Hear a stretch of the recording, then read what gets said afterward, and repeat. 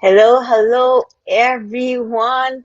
Welcome to Coaching Think Talk. So I am Life Coach Candee Teng from Life Coach Philippines, and this is coaching for mental fitness. So this coaching conversation is for individuals who wants to become mentally fit so they can be empowered to take full responsibility and accountability with their decisions in life, regardless of their mental condition or their mental state. And my mission is to empower 1 million individuals to become mentally fit so they can courageously journey outside of their comfortable lifestyle towards the recovery of their broken name, broken identity, and broken dreams so that they can design and truly live a life of stewardship. So thank you for joining me live today.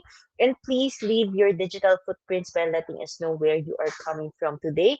And please do tag a friend and circulate this video to help us reach more individuals who might be in need of what I'll be sharing for this session. So you may also give some shout outs to people you want to greet and reach out with some inspiring message. So if you are watching this on a replay, please do comment hashtag replay. So I'm streaming by FB page of Life Coach Philippines and YouTube channel Coach AI-Connect. So if you are new to our platform, please like, follow, and subscribe. So my topic for this afternoon is, syempre, ayan na, leaky gut and leaky brain, or leaky gut, leaky brain. So this is a beautiful session where you get to know really know the why our gut is also called the second brain of our system. So this is very important. And if you have been in the episode where I talked about leaky brain, ayan. So leaky gut leads to leaky brain. Kaya siya leaky gut, leaky brain. So hello Coach Lady Jen, hello Coach MJ. Ayan. Okay. So in case you're meeting me for the first time, my name is Life Coach Candee Teng. So again, I'm a professional CACC life coach and a certified mental health coach. And I, I talaga. And as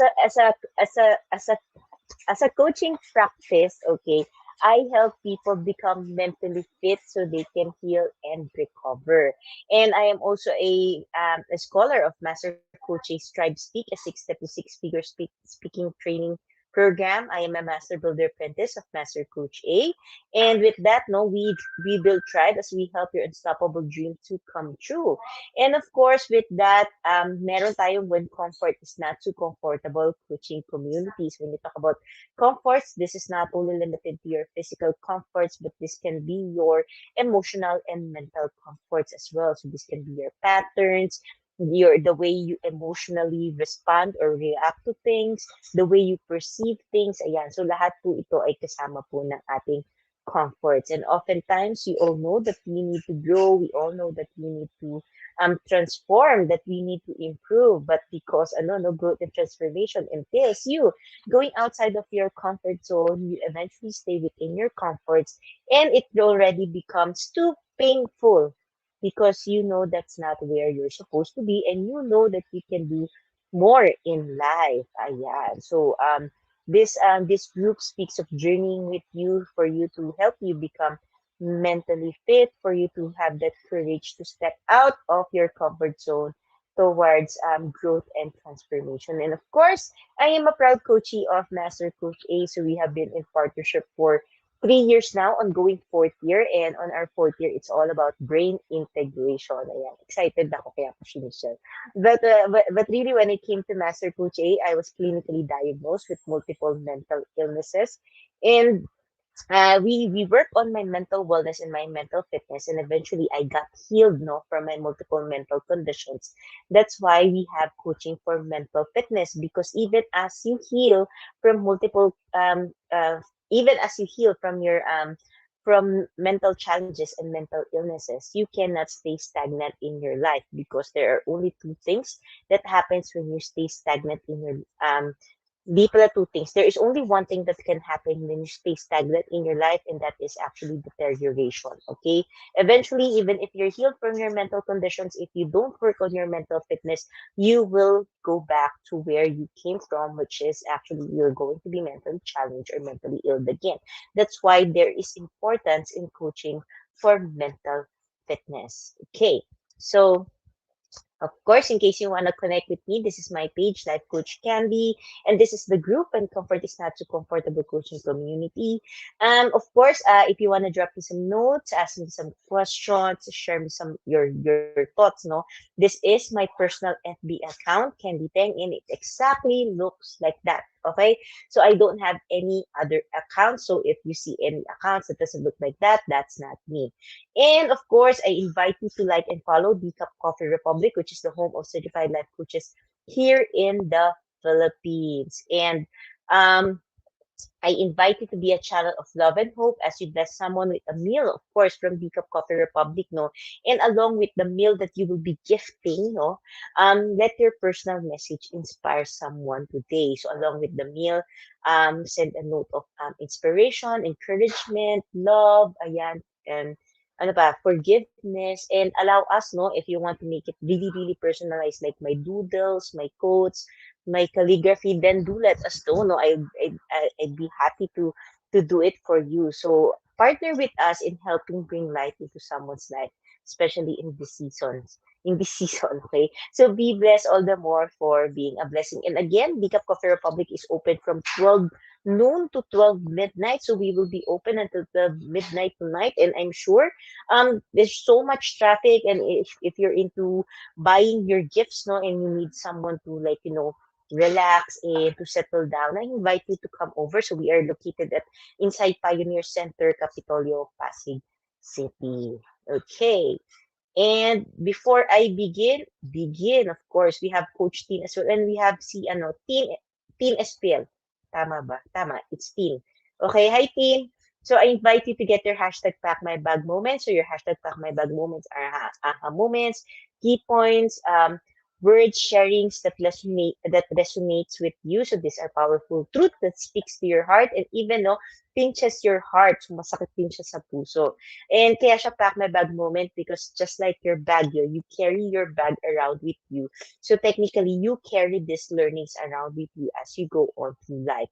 And I encourage you as you are being blessed right now, no, with this talk, with coaching for mental fitness. I encourage you to share your hashtag Pack My Bag moment on your timeline as well. So you get to bless other people who, of course, might be needing of what you'll be posting. And if you want to put the context so people will know where your hashtag Pack My Bag moment comes from, you can put hashtag coaching thing talk, hashtag mentally fit sale, and hashtag mental fitness. Okay. So again, the topic for this afternoon is leaky gut, leaky brain. So, if you want to know more about leaky brain, I have an episode last week, no, which I talked about leaky brain. So, if you want to know more about that, so you can just catch the replay on Coach YouTube channel, no, of Coach AI Dash Connect or the past videos in Life Coach here in Life Coach Philippines. Okay, so leaky gut syndrome. Sino po dito may alam ng leaky gut? Okay. Or is this your first time hearing of leaky gut? Okay. And what do you think is leaky gut? Although may nakikita ka na dito, di ba? Ayan, sabi ni Coach Lady Jen, leaky gut naman ang episode. Yes, Coach Lady Jen. Okay. So, just in case you don't know, your gut is actually called the second brain in our system. So it works much like the brain, no? And it has what you call the gut-brain axis where it is connected by the vagus nerve and other connection, no? Pero yung vagus nerve kasi is diretsong connection ng brain sa ating gut, okay? And if you look into it, no, anatomically, yung shape ng brain and the way that our gut is shaped, no, almost the same siya. Kaya siya tinatawag na second brain and the functions as well are the same. So meron ding neurotransmitters na napoproduce ang gut natin, okay? Not only limited to our brain, okay?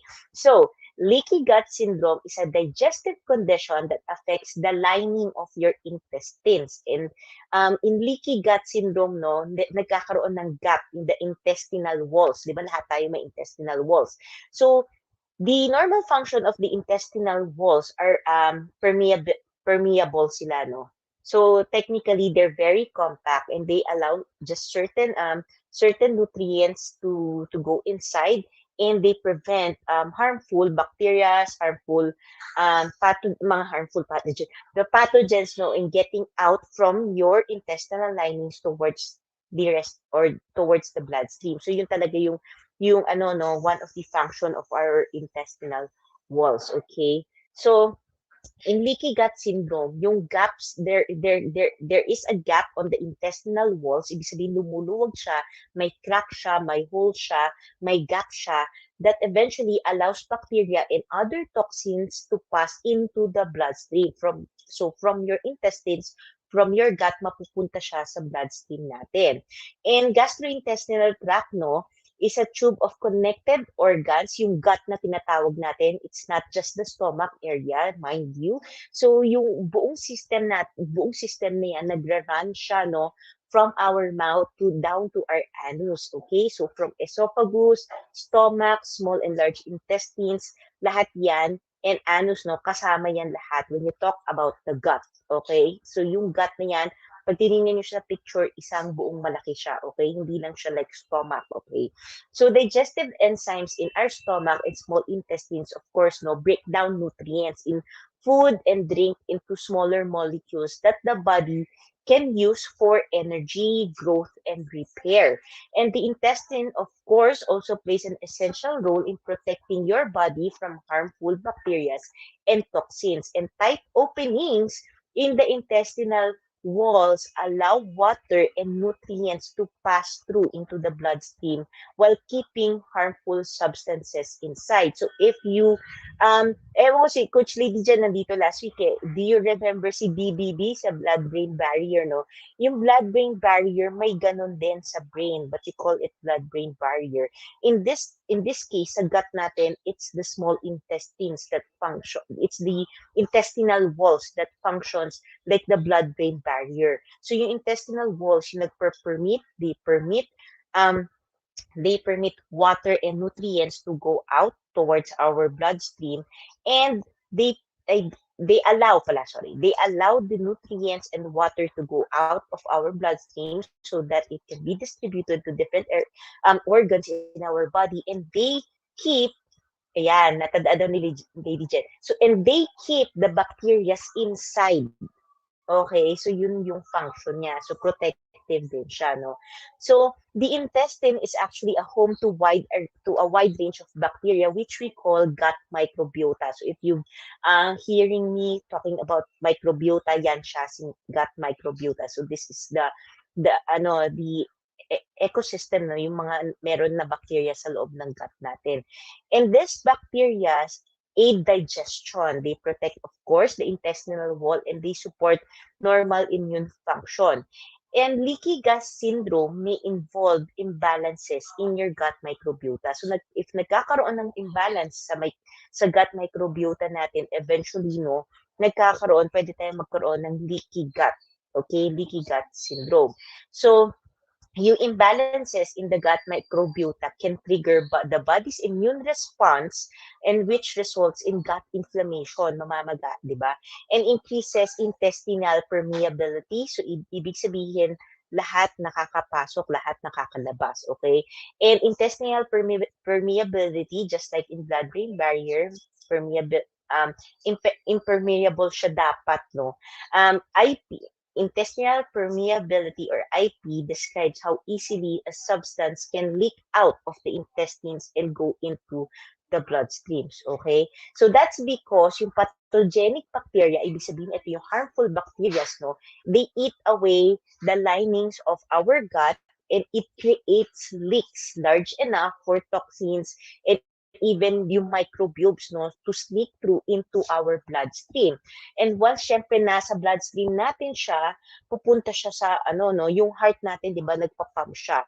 nagpa-pump siya so that the blood can be distributed in all organs of our body, and that of course include the brain. Kaya eventually nagkakaroon din tayo ng leaky brain when we have leaky gut, okay?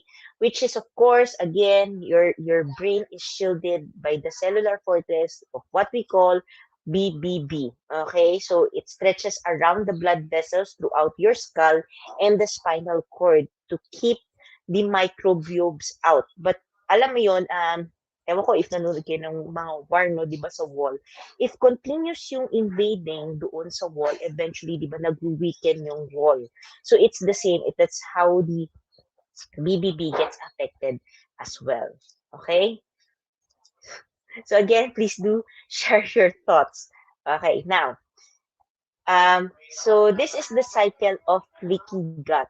Okay, so pag titingnan natin, no, when a leaky gut allows pathogen to pass through, the immune system actually goes on alert and chases them down. But if the leakiness continues over time, no, eventually, yung si BBB, like I said, di ba, yan yung wall sa brain natin. Eventually, it gets worn out. And honestly, no, our immune system is not sensitive or careful enough that it actually attacks even the healthy cells, which further contributes to leakiness. Okay? So, lalong lumalala yung conditions natin. So, pag titingnan nyo dito, in the screen, no, so it's here, magkakaroon ng intestinal inflammation, and then there will be nutrient malabsorption. So, nagkukulang, no, yung absorption natin sa nutrients, hindi nakakapag-absorb. And of course, since may inflammation, your immune system will respond. And dahil nga may immune system, pinapatay din niya even the healthy cells, eventually, you get gastrointestinal distress, no? And eventually, you develop multiple food intolerances, and eventually, it activates autoimmune diseases such as celiac disease, which is, yung celiac disease is being, no, allergic to gluten. So, ayan siya. Tapos, eventually, syempre, pag nag-autoimmune, nag-activate yung autoimmune disease, no, nagkakaroon tayo ng autoimmune disease, yung intestinal natin, forever siya naka-inflame. Okay? So, pag titingnan nyo yan, the cycle of leaky gut, paulit-ulit siya. Eventually, no, the intestinal walls, lumalaki yung gap, lumalaki yung butas nila. Okay? Then there. So this is how leaky gut actually affects the whole body. So it affects your skin, and this can manifest as acne, rosacea, eczema, psoriasis. Ayan. So ako in my case I have pityriasis, no. It's affected. So natitrigger siya pag stressed, okay? It affects the thyroid as well. It affects malamang yung colon natin, no. We undergo constipation, diarrhea, yung adrenal glands natin, because these are the glands that produces adrenal hormones, no? So, ano siya. And eventually, pag titingnan mo siya, pinakataas niya, eventually the brain, because it keeps on, because leaky gut creates leaky brain. That's pag nagkakaroon ng leaky brain, di ba, lahat nakakapasok sa loob ng brain natin, the pathogens can go inside the brain, even the cells, no, yung mga immune system cells natin, pumapasok siya. Eventually, it destroys even the healthy cells in our brain. Eventually, it causes inflammations as well, and it causes depression, anxiety, and even ADHD and other neurological diseases. Okay, but the most common na alam ng tao that has been researched is actually depression, anxiety, and ADHD. Okay. So ano ba yung signs, no, of a leaky gut? Um, Signs of a leaky gut include food sensitivities, if you're sensitive to food, if you have inflammatory bowel disease or IBS, no, irritable bowel syndrome, autoimmune diseases, if you have any thyroid problems, again, nutrient malabsorption, if you have inflammation on your skin, and if you have mood disorders, technically these are signs that you have leaky gut as well. And with a leaky gut, the damaged cells in your intestines don't produce the enzymes needed for proper digestion, and your body cannot eventually, no, absorb the essential nutrients. So Eventually, this can lead to a host of problems that affects your whole body, including hormone imbalance. For some women, no, PCOS. Ayan, nagkakaroon din ng PCOS, okay? Nagkakaroon ng hormonal imbalance in a weakened immune system. And other conditions associated with the leaky gut include asthma, infertility, diabetes, multiple sclerosis, arthritis, and leaky gut has also been linked to over 140 autoimmune conditions. So if you really look at it, no, it's very, very important to be mindful in what we eat. That's why we also have a segment on mindful eating where we get to educate. No, and I'm really enjoying this because I get to educate myself as well. No, when I share this with you, I get to as well, no, become educated.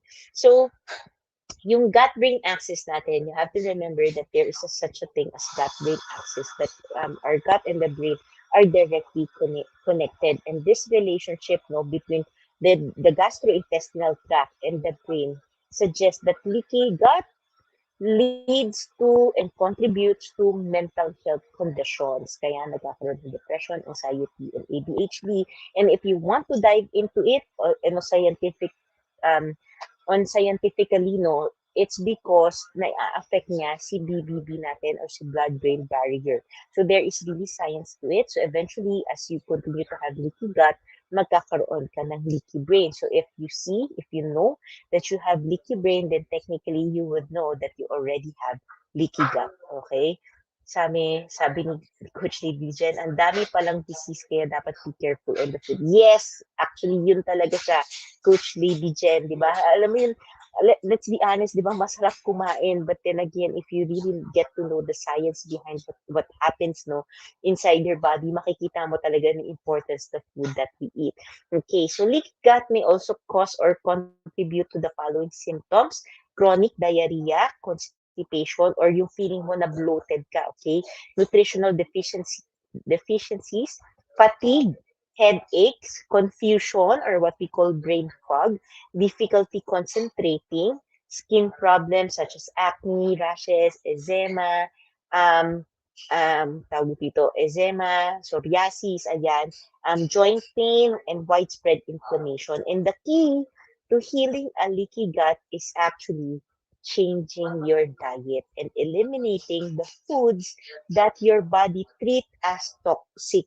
Okay? So we all know, I'm sure alam mo yan, but just in case you don't know, no? Um, Anything that contains preservative is actually toxic to our body. Anything that is processed is toxic for our body. Anything that is fried is actually toxic for our body. Okay, and for some, no, elimination of gluten, dairy, soy, sugars. Sugar ang pinaka dangerous sa lahat, no? Because sugar has no use actually in terms of nutrition. No, wala talaga siyang nutritional use for our body, and instead, no, the sugar actually is an inflammatory. Okay, sugar is inflammatory, so you want as much as possible to remove sugar in your diet, especially added sugars, no, because there are sugars that are naturally found in food, like vegetable, meron niyang konti, no, na sugar, but you want to really cut down on added sugars, which are actually more of the refined sugars, no.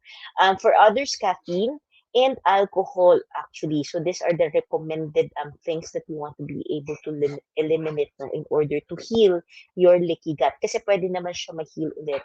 You just have to change your eating lifestyle. So eating healthy fats as well, no, helps restore healthy bacteria in gastrointestinal tract and can also help rejuvenate the lining of your intestinal wall. So, a classic example of healthy fats present yan sa walnuts, sa mga nuts, no, but really walnuts. Walnuts is a good source of it. Um, tawag dito, si omega-3, which can be found in salmon, in tuna, ayan, but the good source really is salmon, no. So these are good sources of healthy fats. And if you lack that in your diet, then you can have certain supplements, no. You can take it as supplements as well. You want to increase your intake of probiotics, and if you can, prebiotics. So when you combine prebiotics and probiotics, this is what we call psychobiotics, because it has a psychological effect, kasi it creates a healthy gut flora, a healthy gut microbiota in your gut, no, and eventually it does wonders to your brain as well. Kaya importante po si probiotics. Fiber is also important, and glutamine may also be recommended to promote a healthy gut. So if you really look at this, no, lifestyle choices, lifestyle food, the way you eat, the way you expose yourself to stress, because stress is another trigger, no, for imbalances in your gut microbiota, especially when you are chronically exposed to stress, nagkakaroon talaga siya, change na yung gut microbiota natin. Eventually, it triggers inflammation. And just in case you don't know, chronic stress actually shrinks your brain. Okay? Shrinks your brain, pinaliliit niya si prefrontal cortex and si hippocampus natin. No? Prefrontal cortex is the one that is responsible for logical thinking. And the hippocampus is the one that is um, responsible for emotion regulation, no, and memory and cognitive learning. So eventually, chronic stress, eventually, when you continue to expose yourself to chronic stress, no, especially if you keep running away from your stressors instead of really handling it and responding properly to it. So yun po ang nangyayari, no, lumiliit po yung brain natin. And it damages the gut microbiota. Ayan. Sabi ni Coach Lily Jen, ayan eh, chronic stress shrinks your brain. Yun yung hashtag back may pag-comment niya. Okay, so again, lifestyle choices that include stress, no, and toxicity that lead to leaky gut can lead to interruption and destruction of the blood-brain barrier. Again, because leaky gut leads to leaky brain. So whenever we continue with the food choices that we have, the lifestyle choices that we have, the way that we um, expose ourselves to environmental toxins, no, to stressors, eventually nagkakaroon siya ng interaction and destruction sa blood-brain barrier natin as well, that causes multiple mental conditions. Okay? So this is Leaky Gut and Leaky Brain episode. I hope you really learned so much. Sabi, now ko lang siya nalaman, sabi ni Coach Lady Jen. Ayan. So this is a very, very interesting topic, especially if you want to know about the science, no? Kasi if you really look into it, there's really science in everything. The food that you eat, di ba sasabi ko, the food that you eat directly affects your brain health, and precisely ito yung mga science behind it. Okay? So that's it for our episode for this afternoon on coaching for mental fitness. To join us again for the next, no? So madami pa to. Madami pa yung leaky gut and leaky brain. So I'll be really looking into and diving into blood-brain barrier, leaky gut for like few episodes. Okay, so meron pa pong next. So do join us again for the next coaching for mental fitness. And with that, I would like to, of course, invite you know to join me. So this is coaching for mental preparedness. This is a community service of League of Coffee Republic. It is every Saturday, so at 4 p.m. here in League of Coffee Republic. This is face to face, and there is no need to panic naman, no, because excuse me, because we follow IATF guidelines, and nakamask naman ako whenever I do this. I conduct this. So know how you can actually mentally prepare yourself, not only through this COVID, no, the season of COVID, but for how you can protect yourself, how you can prepare yourself for life challenges and life stressors, no, whenever they come at you, how you can become mentally prepared. And this is very, very important, especially these days. Ayan. So again, do join me tomorrow at 4 p.m. in the Cup Coffee Republic. And with that, of course, I would like to invite you to join us, no, inside the Learning society. So if you are not yet a smart holder of B-Learning e-card, then of course you are missing the perks that we are enjoying. And today is the best time for you to take action. Okay, so you want to connect with Coach Cell at 0917-586-1661 to join the B-Learning Society, which is the 10th maker of B-Learning homes for mental fitness. So the perks that you will be getting is you get to enjoy a 5% food and beverage discount from Decaf Coffee Republic. You get a full access to the mental model masterclass. And of course, you get a 90-minute free coaching session from senior coaches from Life Coach Philippines. So you want to save the date on December 18. So this is tomorrow na. Okay, tomorrow pala.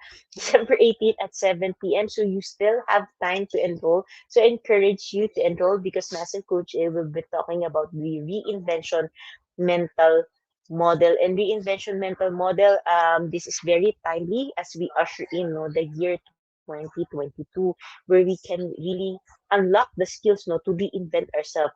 Sino po dito yung, di ba, yung nag-New Year's resolution, di ba? But oftentimes just halfway through or even no, wala ka pang halfway, nakalimutan mo na yung New Year's resolution mo. You already forgotten about it and you already give up, no? So this is very important because when you get to unlock the skills that allows you to reinvent, then you will be able to finally achieve your New Year's resolution. And not only that, no, there is a scientific study that by 2025, ayan, because of COVID, no, because of the pandemic and the digital revolution, actually, nasa digital revolution tayo, but because of the pandemic, it already rushed, no, it rushed, it advances the digital revolution, and by 2025, it is estimated that AI, no, or artificial intelligence will actually replace workers, no, will be in the workplace na. So yung mga tao na nasa work ngayon will eventually be replaced by AI. So there is a need to continuously reinvent yourself so you will continue to have value and to continuously of course create value, have value and create value, and for you to remain significant and for you to sustain yourself so that you don't get replaced by AI. So this is very important. And yeah, so that's really why I am personally inviting you to join because this is perfect, not only aligned to 2022, but in order to unlock the skills to continuously reinvent yourself so that you can stay prepared for 2025. You can stay on top of your game, okay, and not be replaced by AI. Okay. Ayan. So, for individuals as well who intends to embark on a journey of becoming a certified life coach like us and joining us in the profession, Master Coach A offers Coactively Co-Create Life Coach Certification Program. So this is a CPD accredited course with 40 credit units, and CPD is all about learning new things or refreshing your knowledge by doing new things. And this what makes CACC Life Coach Certification Program the perfect track for your continuing professional development. So life coaching is actually the 21st century learning experience that is empowering professionals to enhance their skills in multiple domains and thereby they increase their value, they increase their relevance in an increasingly complex workplace. So the CACC course includes a 21-day web-based learning, a 3-day live coaching bootcamp with Master Coach A, and a 3-day live business bootcamp with senior coaching team. And the program package also comes with many other bonuses. So connect with Coach Rizal to 0917-586-1661 to discover the opportunities awaiting for you in this very fulfilling profession.